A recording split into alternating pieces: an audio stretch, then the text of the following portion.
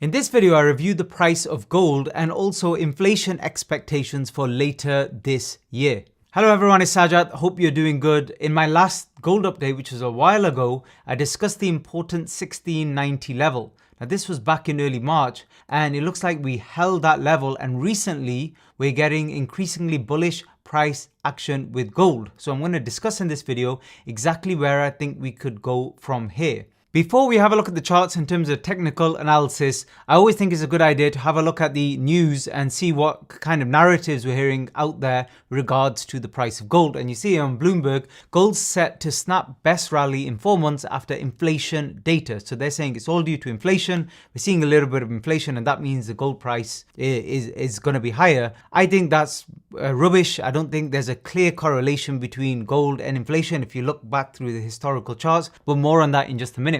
The other thing we're seeing is this. So they've also said that bearish dollar means gold will go up because obviously gold is priced in dollars. Now I've heard that all before as well, and I think that's also complete rubbish because you see the same when they talk about Bitcoin. Here's the chart of Bitcoin. This is a daily chart, and if we look back over the last kind of 12 months or so, how far have we moved up? So we're talking about something like what, 800% or even more to the highs. Now the dollar is not weakened by that amount in the last 12 months or so. So we know that the rise in Bitcoin is nothing to do with the weakness or the strength of the US dollar. Gold is pretty much the same. When gold is going sideways, and you can see here, gold generally has been obviously weaker, but generally the movement has been sideways. We're no more or less in terms of price than where we were back in September 2020. In terms of right now, we're around the 1850 level. But these slight fluctuations, yes, you can argue a little bit of that is due to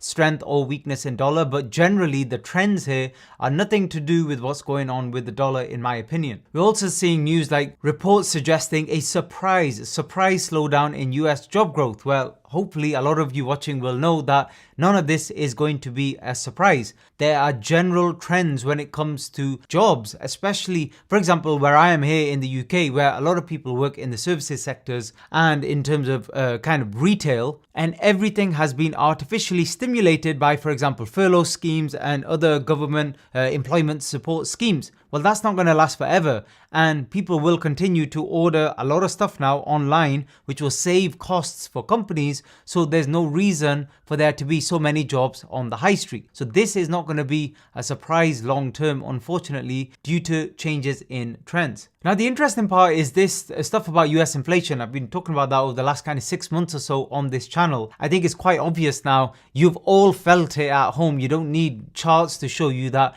everything's getting more expensive. Now, the problem with this is a lot of it was due to kind of the cost of manufacturing. But now the problem is that we're opening back up in a lot of Western countries rather than the developing countries, which are still having issues when it comes to the pandemic. What's going to happen now with the extra demand as well is you're going to see prices pushed even further. So I don't think these gauges in terms of tips or any other kind of US inflation expectation charts, I don't think they're far off when they talk about the risk of inflation. It's all about now what the central banks actually do about this. And there's talk of massive volatility in different markets, including, for example, the tips and other bond markets. But you're actually seeing this volatility everywhere. You're seeing it a lot in crypto at the moment, and I think you'll begin to see it even more in the stock market later this year. So I think there's a lot of kind of confusion out there and a lot of people hedging their bets. If you have a look at the structure, we're here on a daily chart at the moment. The significant low was way back in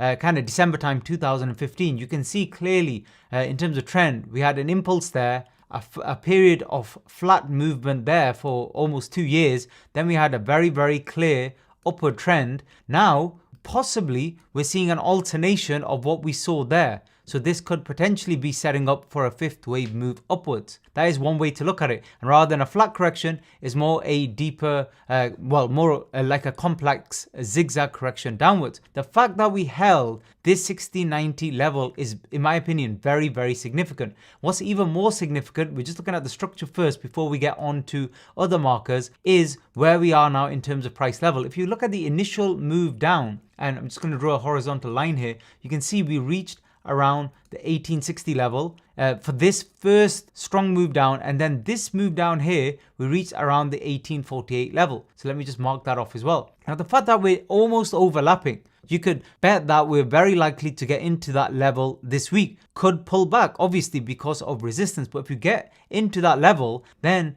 we can see clear overlap. So then it's a lot more difficult when it comes to labeling this as a downtrend to call this move one here, because you're going to get overlap. So even if one is here or here, it depends which way you look at this particular move, you're going to get this wave 4 move back into this price level. So what is my point here? My point is this is much more likely, as I mentioned in my last video, to be overlapping price action. So either a WX, YXZ kind of structure or another kind of complex pattern here, but that's more likely what we're forming here. Now, what does that all mean in the grand scheme of things? What that means is eventually, we're still consolidating, but eventually is that upper trend line that's interesting here.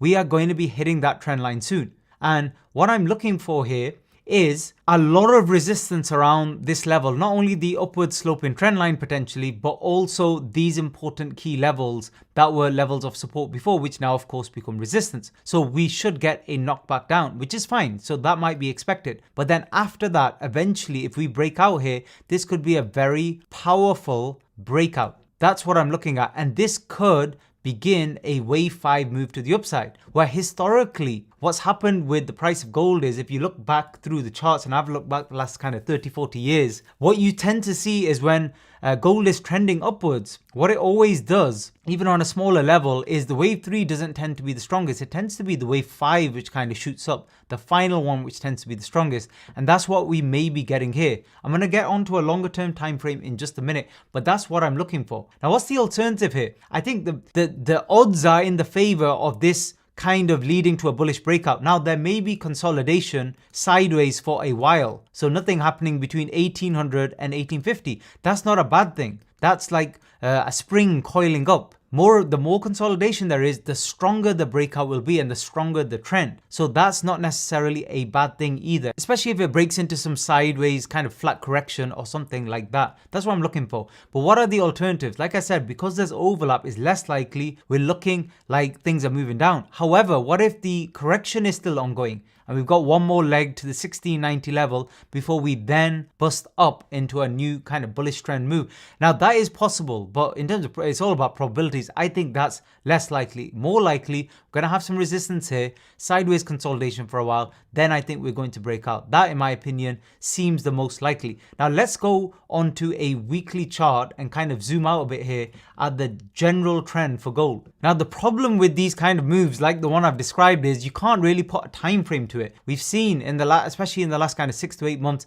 a lot of stocks doing well. We've seen crypto doing really well. I think gold will have its day as well, as will silver. And my kind of price targets for gold, if we are in a confirmed bullish trend, mine are quite kind of lofty, to be honest with you. I think we could get over $5,000 in the price of gold in the coming years. However, what will that actually look like? Now, if this is a wave 3, let's say, and this is the strongest wave in the trend, 4, and then as I've explained before, 5s tend to be quite steep. Let's say this did eventually break out in the next couple of months and we move to a price of around 22 or 2300. Well, then what I would be looking for there after that move is for price to retrace back and to retest this high here, the high we actually printed in 2011. Now, this is a high that we kind of tested here, but we broke down, and then we kind of retested it, but then broke down further again, and we're at that level now. So I think we will get a retest there, and then that will finally trigger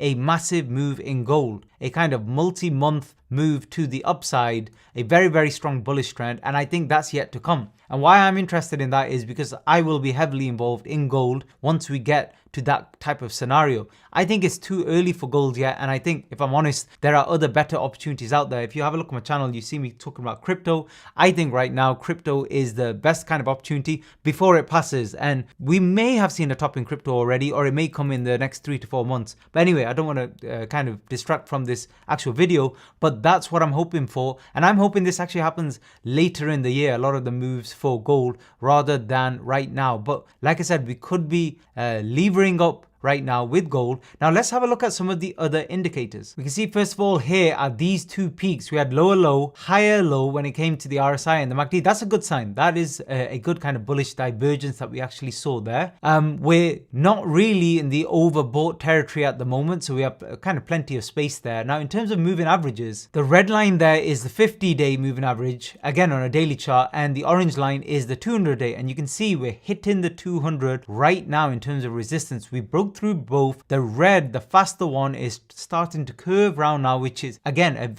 potentially a very good sign. So this is another reason why we may get some resistance. So almost you got triple resistance there. You've got the moving average, the down sloping trend line, and an area of strong resistance. But like I said, because we're coiling here, if eventually after a period of consolidation, which may take days to a few weeks, if we get through this level, I would expect the move up to be quite strong. And that's because this is a technical breakout and you can ignore any news when it comes to this. Having a quick look at the volume as well, we had a little bit of a volume breakout towards the end of the move here, which again is a good move up. You do want it to be supported by volume. So everything kind of, you've got a lot of tick marks there in terms of where gold could move to next. So let me know in the comment section below what you think will happen to the price of gold. I'll also do an update on the price of silver very soon as well. Thanks very much for listening.